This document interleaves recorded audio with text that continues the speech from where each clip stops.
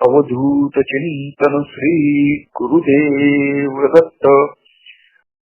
श्रीपाद चरितामृत अंतर्गत नवनाथ चरित्र विस्तार पूर्वक ટીયા રાજ્યમાંથી મત્સ્યેન્દ્રનાથનું પરિગમન અને આ કથા નવનાથ ભક્તિ રસામૃત બિલીમોરાના શ્રી સામે દાદાની સંસ્થા તરફથી જે પ્રસિદ્ધ થયેલો ગ્રંથ છે, તો તે ગ્રંથમાં અધ્યાય 21માં આ કથા આવે છે। એ કથાને આપણે શ્રવણ કરીએ તો આગળના પ્રવચનમાં આપણે જોઈ ગયા કે ટીયા રાજ્યમાં ગોરક્ષ અને મત્સ્યેન્દ્રનાથનું મિલન થયું અને ખૂબ જ આનંદ અને ઉલ્લાસનું વાતાવરણ ત્યાં ઉભું થયું છે અને ભોગ વિલાસ અને વૈભવમાં દિવસો પસાર થવા લાગ્યા છે।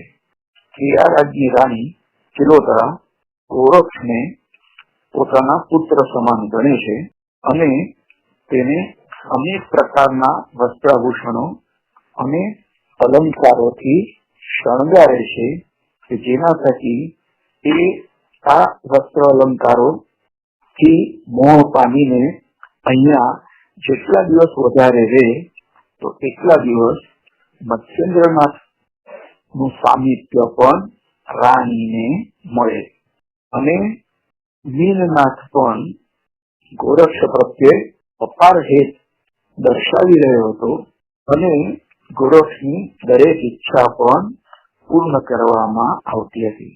તો માતા ચિલોતરા ગોરક્ષને જાત જાતની રસોઈ તૈયાર કરાવીને પાસે બેસાડી પોતાના હાથે તેને જમાડતી હતી અને નજીક બેસીને તેના ઉપર અપાર વાત્સલ્ય દર્શાવતી હતી। તો આ તો ટીયા રાજ્યનો નિત્યક્રમ બની ગયો છે। ગોરક્ષનાથના એને સાંભળીને ચિલોતરા સ્તબ્ધ થઈ ગઈ અને મનમાં થયું કે આને તો કદી પણ વિષય વાસનાથી ભોળવી શકાય એમ નથી।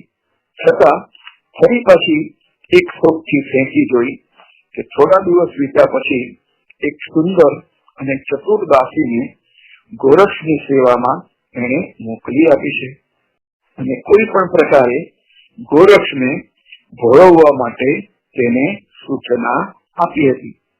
તો રાત્રિનું ભોજન પતી ગયા પછી તે દાસી હાથમાં સોગટાબાજીનો સરંજામ લઈને ગોરક્ષનાથના નિવાસ સ્થાને પહોંચી ગઈ છે અને કહેવા લાગી કે હે ગોરક્ષ નંદન, હું સોગટાબાજી સાથે ઘડીભર રમવાની ઈચ્છાથી આ લઈ આવી છું, મને સાથ આપશો ને? ત્યારે ગોરક્ષનાથે કહ્યું કે જરૂર રમીશું, ભલે પધારો। પછી તે દાસીએ સોગટાબાજી બિછાવીને પાસે બેસતા આંખ મીચીને ઈશારો કર્યો અને એને પોતાની બાજી શરૂ કરી છે। પછી જેમ જેમ રમત આગળ વધી તેમ તેમ અશ્લીલ હાવભાવ અને ચેનચાળા તેને શરૂ કર્યા છે। એટલું જ નહીં પરંતુ કંચુકી બંધ છૂટો મૂકીને વક્ષસ્થ દેખાય તે રીતે તેને ખુલ્લા કર્યા છે અને માથેથી ઓઢણી જાણી જોઈને સરકાવી મૂકી છે। ગોરક્ષ તો બધાથી તદ્દન નિર્લેપ રહીને રમ્યા કરે છે। તો ગોરક્ષને ચૂપ અને શાંત જોઈને દાસીએ વધારે પણ ચેનચાળા શરૂ કર્યા છે અને જાંઘ પરનું વસ્ત્ર પણ ખસેડી નાખ્યું છે, છતાં વિરક્ત ગોરક્ષનાથ ઉપર એની કોઈ પણ અસર થતી નથી। તો દાસીએ નેત્ર કટાક્ષ અને વ્યંગબાણોથી ગોરક્ષને જીતવા માટે પ્રયત્ન કર્યા છે, પણ એ પણ બધા પ્રયત્નો વ્યર્થ ગયા છે। ગોરક્ષનું ચિત્ત જરાય ચડ્યું નહીં અને દાસી ખરેખર કંટાળી ગઈ, તેનું મોઢું પણ પડી ગયું અને તેને ત્યાંથી ચાલતી પકડી છે। ચિલોતરા પાસે આવીને તેને વિસ્તારપૂર્વક બધી વાત કહી સંભળાવી છે। તો કિલોતળાએ વળી બીજો દાવ અજમાવ્યો અને ભલતું બહાનું કાઢીને એક દિવસ ગોરખ સામે ઝવેરાતનો ભંડાર ખુલ્લો કરે છે અને કહ્યું કે હે વત્સ, આ બધું તારું જ છે અને યાવત ચંદ્ર દીવા કરો તું એ વાપરી શકશે, માટે આનો તું સ્વીકાર કર. ત્યારે ગોરખનાથે જવાબ આપ્યો કે હે માતાજી, તમારો રત્ન ભંડાર મારે મન તો પથરાની ખાણ બરોબર છે, જ્યારે મારો યોગ ભંડાર જપ તપનો ખજાનો એ અણમોલ છે અને એના પર મારી પ્રભુ સત્તા છે. તો ગોરખનો જવાબ સાંભળીને કિલોતળા ખૂબ નિરાશ થઈ ગઈ અને મોતીના કાજળમાં જો ડુબાડી રાખો તો તેની સફેદાઈ જતી. તે પ્રમાણે રાણીના કાવા દાવા અથવા તો લાલચ પ્રલોભન ગોરખને બિલકુલ આકર્ષી શક્યા નથી. હવે તો કોઈ ઉપાય સૂચતો નથી. આથી રાણી કિલોતળાના મગજમાં મોહની ચિંતા લપકારા લઈ રહી છે. નાનો ભાઈ મીનનાથને ખોળામાં લઈને રાણી બેઠી છે અને આંખમાં અશ્રુની ધારાઓ ચાલે છે. એક દાસીએ આ જોયું અને તેને અપાર દુઃખ થયું.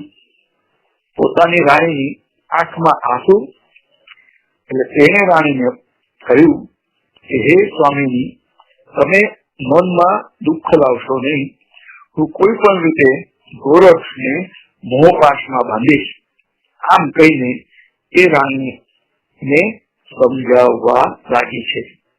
તો આમ કરતા 6 મહિના પાણીના રેલાની જેમ વહી ગયા છે અને 51 વર્ષનો શુભ દિવસ ચૈત્ર સુદ પડવો આવી પહોંચ્યો છે. રાજ્યના ગામે ગામ નગરે નગરમાં હર્ષોલ્લાસ છવાઈ ગયો છે. શેરીઓમાં ધજા પતાકા તોરણોનો શણગાર કરવામાં આવ્યો છે અને સર્વત્ર આનંદ પ્રસરી રહ્યો છે. માત્ર રાજધાની ઉદાસીન છે. ત્યાં કોઈ ઉત્સવ કે આનંદ નથી, કારણ કે આજના દિવસે ગોરખનાથ મત્સ્યેન્દ્રનાથને લઈને સિંહ રાજ્યમાંથી તીર્થાટન માટે નીકળી જવાના છે. તો મત્સ્યેન્દ્રનાથ નિરાશામાં ગરકાવ છે અને આટલા વર્ષો સુધી જે ભોગવિલાસ ભોગ્યો તો એનો ત્યાગ કરતા એમના મનમાં દ્વિધા ઉત્પન્ન થઈ છે. અંતરમાં અપાર શોક વ્યાપી રહ્યો છે અને આખા શૃંગમોરડા નગરમાં સર્વત્ર એક જ વાત સંભળાય છે કે અરે રે, આવા અતિ પ્રેમાળ, વીર, ધીર અને પ્રતાપી મત્સ્યેન્દ્રનાથ આજે આપણને છોડીને દૂર ચાલ્યા જવાના છે.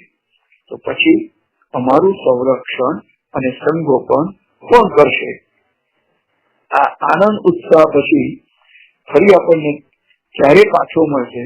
કારણ કે સમગ્ર ક્રિયા રાજ્યમાં હનુમાનજીની આણ થકી કોઈ પણ પુરુષ પ્રવેશી શકતો નથી, જ્યારે આ મત્સ્યેન્દ્રનાથ તો દેવાંશી હોવાથી તેઓ અહીંયા આટલા વર્ષો સુધી રહ્યા છે.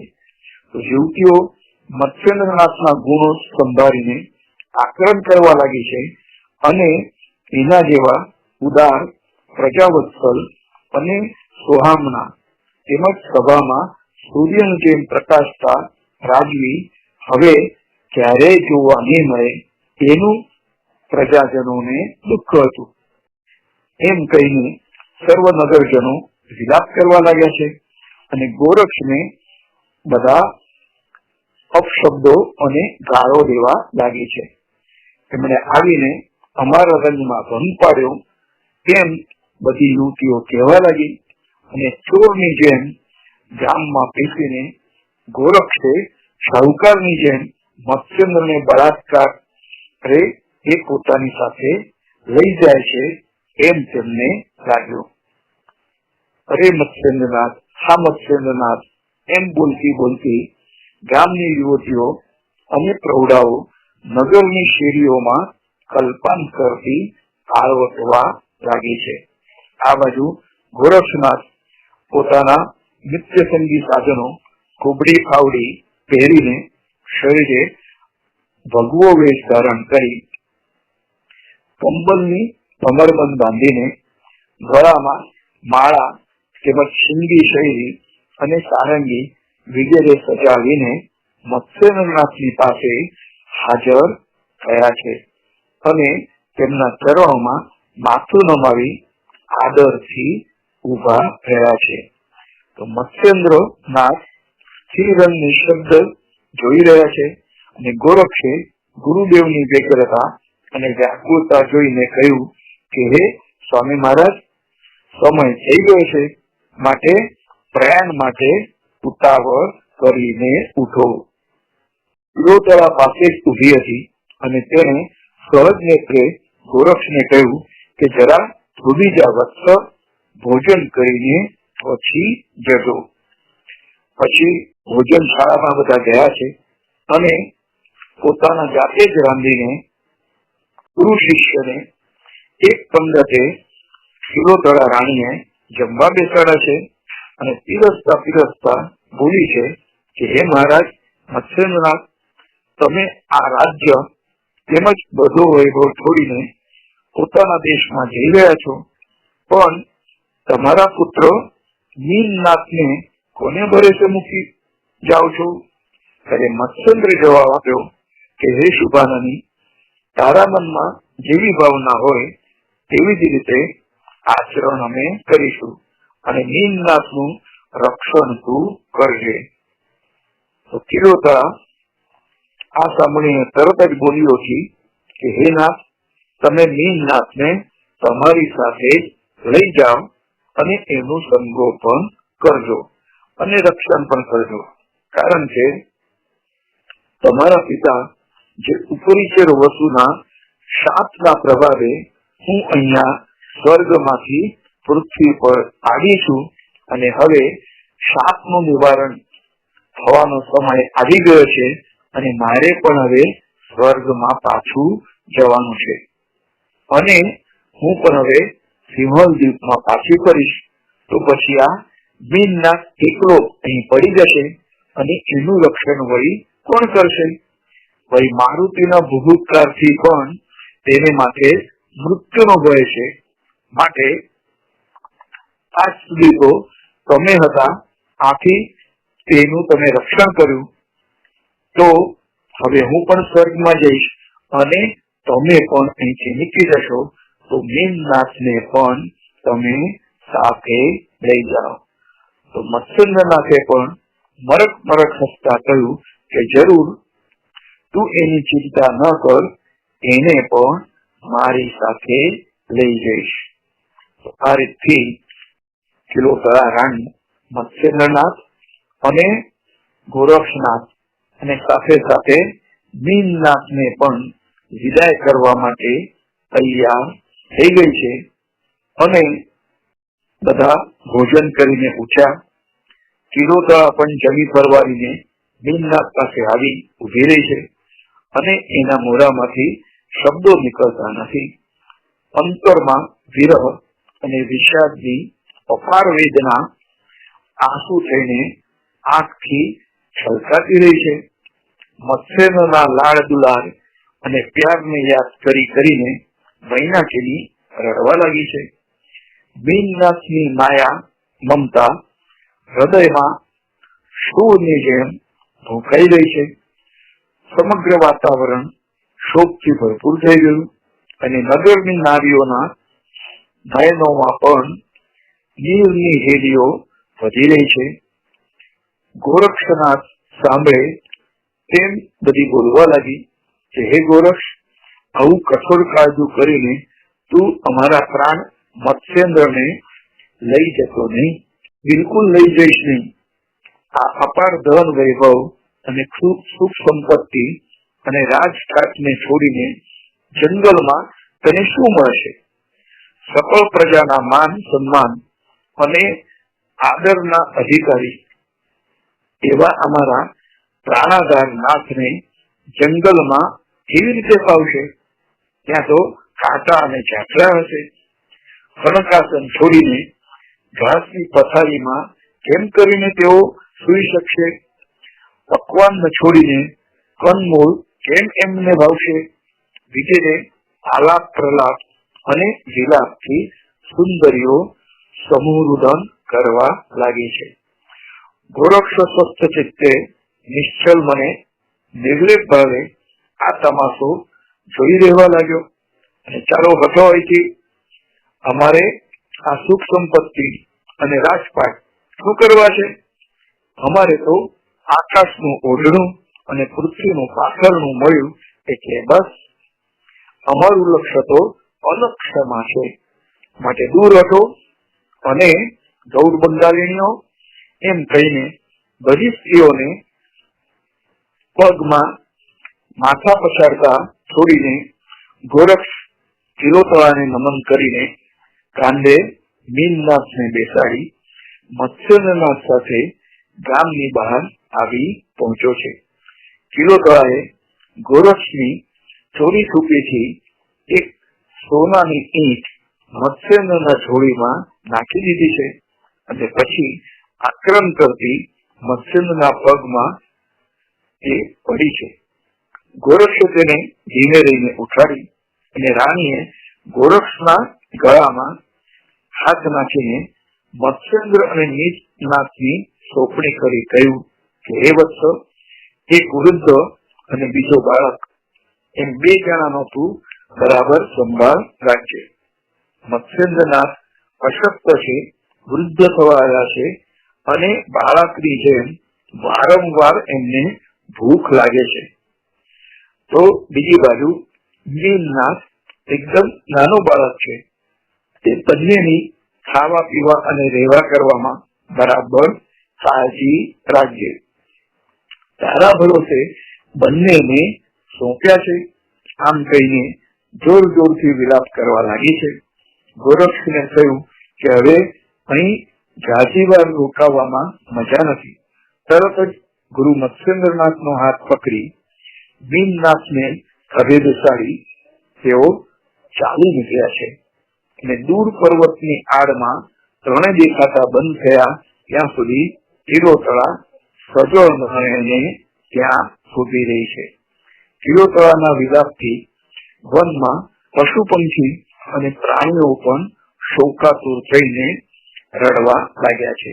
રાણીએ જમીન પર માથું પછાડી ગાયની જેમ સાંભળતા રુદન શરૂ કર્યું છે. છાતી કૂદતા કૂદતા મત્સ્યેન્દ્રને યાદ કરીને તે ધૂણવા લાગી છે. તો ગોરક્ષ પ્રત્યે તિરસ્કાર અને ધિક્કાર વરસાવી રહી છે.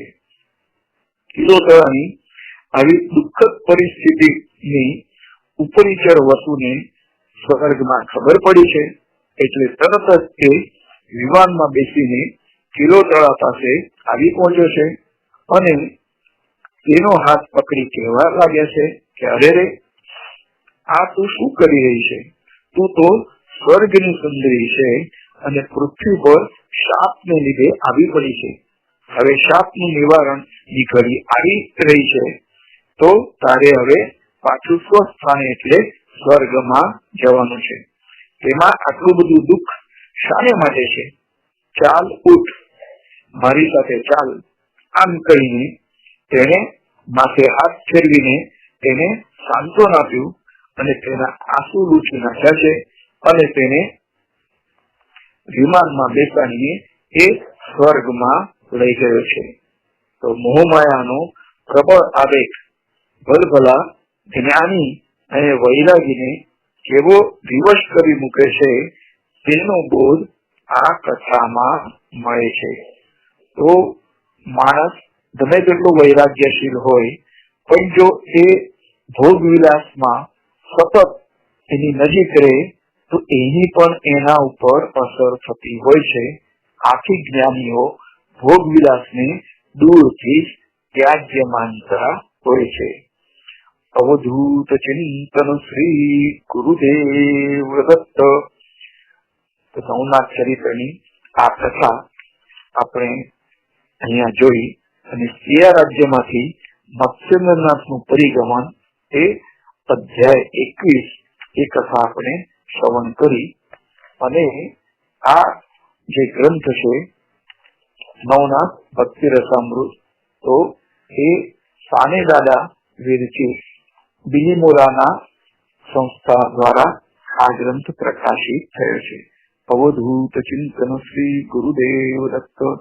ગોરક્ષ જાલંધર ચરપટાશ્ય અટબંધ કાની સમચ્છિન્દરાદ્યા સૌરંગી રેવાણક ભર્તૃ સંધ્યા ભૂમ્યામ બભૂવો નવનાથ સિદ્ધા.